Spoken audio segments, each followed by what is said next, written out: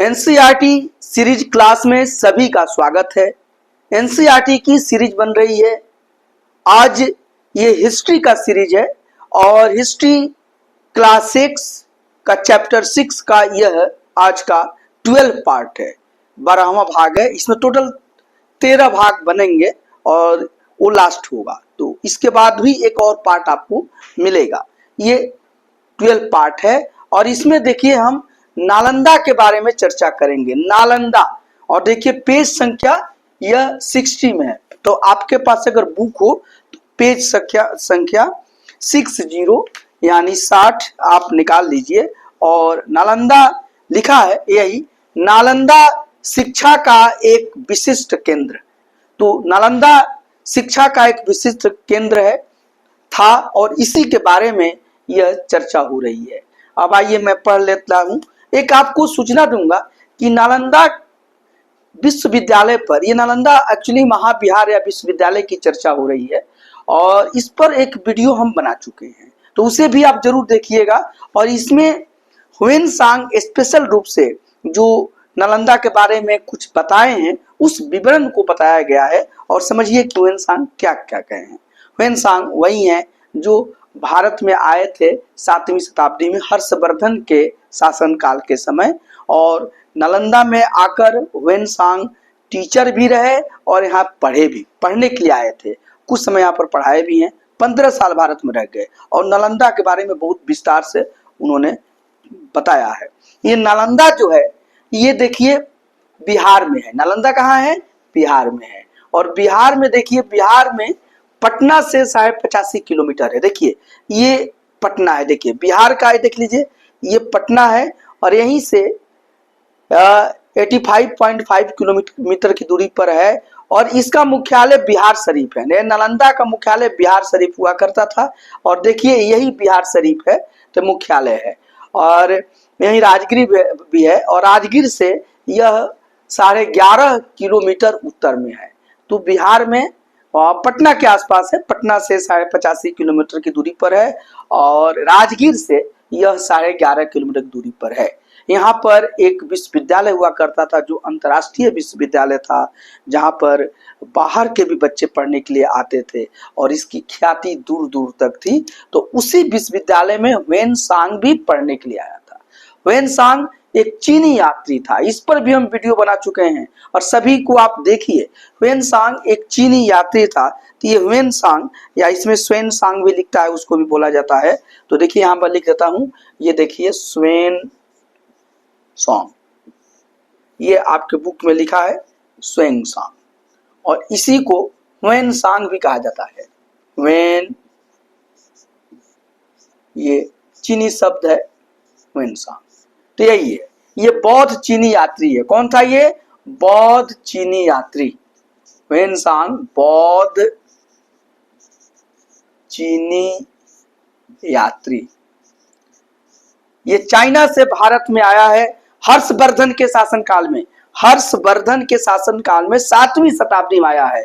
इस पर एक अलग वीडियो बन चुका है, तो उसे आप देखिएगा, इसलिए मैं वो सब नहीं लिख रहा हूँ, बस इतना ही आपको बता रहा हूँ।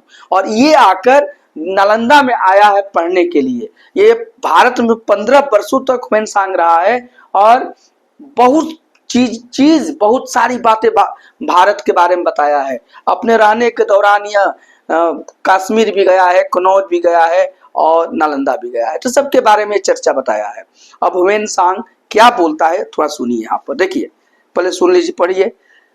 ह्वेनसांग तथा अन्य तीर्थ यात्रियों ने उस समय के सबसे प्रसिद्ध बौद्ध विद्या केंद्र नालंदा बिहार में अध्ययन किया। उसने नालंदा के बारे में इस प्रकार लिखा है। तो ये बता रहा है कि यह जो ह्वेनसांग है, ये जो स्वेनसांग या ह्वेनसांग है, इसके साथ साथ और भी जो बौद्ध चीनी यात्री थे, ये लोग नालंदा में क्या किए? नालंदा उस समय विद्या का बहुत बड़ा केंद्र था, महान केंद्र था, विशिष्ट केंद्र था विद्या का।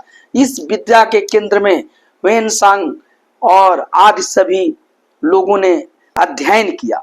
ह्वेनसांग जब अध्ययन किए तो इसके बारे में क्या लिखे हैं आप थोड़ा इसके बारे में जानिए।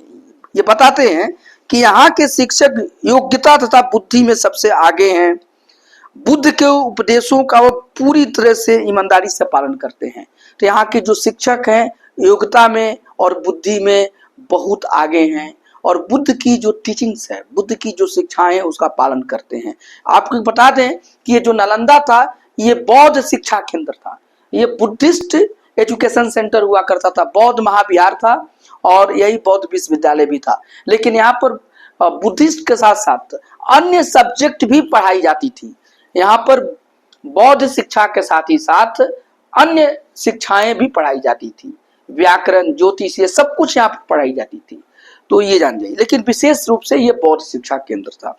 तो इसीलिए वो लिखते हैं कि यहाँ के शिक्षक योग्यता तथा बुद्धि में सबसे आगे हैं, बुद्ध के उपदेशों का पूरी ईमानदारी से पालन करते हैं, मठ के नियम काफी सख्त हैं।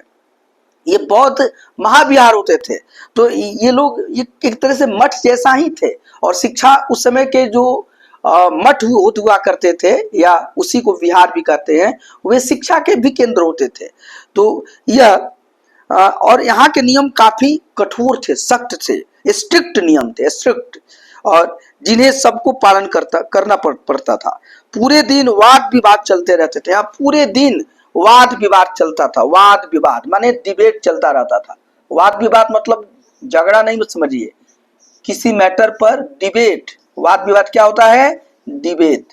तो यहाँ पर डिबेट होता रहता था, दिन भर ये डिबेट प्राय वहां पर चलते रहते थे, जिसमें युवा वृद्ध दोनों ही एक दूसरे की मदद करते थे। इसमें युवा भी भाग लेते थे और वृद्ध भी भाग लेते थे। इस वाद विवाद में युवा वृद्ध सभी भाग लेते थे और सभी एक दूसरे की मदद करते थे। तो युवा वृद्ध सभी भाग लेते थे, सभी एक दूसरे की मदद करते थे। इसके साथ देखिए, विभिन्न शहरों से विद्वान लोग अपनी शंकाएं दूर करने के लिए आते थे। अलग अलग से विद्वान व्यक्ति या अपनी जो मन में जो शंका है उसको दूर करने के लिए आते थे। मतलब यहाँ पर आते थे, किसी भी तरह का कोई शंका हो, कोई कंफ्यूजन हो, कोई ज्ञान और विशेष कोई चीज जानना चाहते हैं तो इसके लिए यहाँ पर आते थे। उनको पता था कि यह शिक्षा का एक विशिष्ट केंद्र है और यहाँ पर हमारे शंकाओं का समाधान हो जाएगा। तो यहाँ पर दूर दूर से लोग आते थे। और देखिए, नए आगंतुकों से पहले द्वारपाल ही कठिन प्रश्न पूछते हैं। उन्हें अंदर जाने की अनुमति तभी मिलती है जब वे द्वारपाल को सही उत्तर दे पाते हैं। 10 में से 7-8 सही उत्तर नहीं दे पाते हैं। तो ये सबसे बड़ी बात है कि जब इस केंद्र में लोग आते थे तो जो द्वारपाल होते थे, देखिए द्वारपाल, गेट कीपर। द्वारपाल कौन है? द्वारपाल। द्वारपाल मतलब गेट कीपर। ये जो गेट कीपर हैं, गेट कीपर, तो गेट जब कोई भी यहां पर आता था तो पहले द्वारपाल से मिलना होता था और द्वारपाल ही उनसे प्रश्न पूछते थे। और इसका मतलब कि जो गेट कीपर होता था या द्वारपाल होता था वह भी एक लर्नेड व्यक्ति होता था, एक विद्वान व्यक्ति होता था, उसके पास भी ज्ञान होते थे।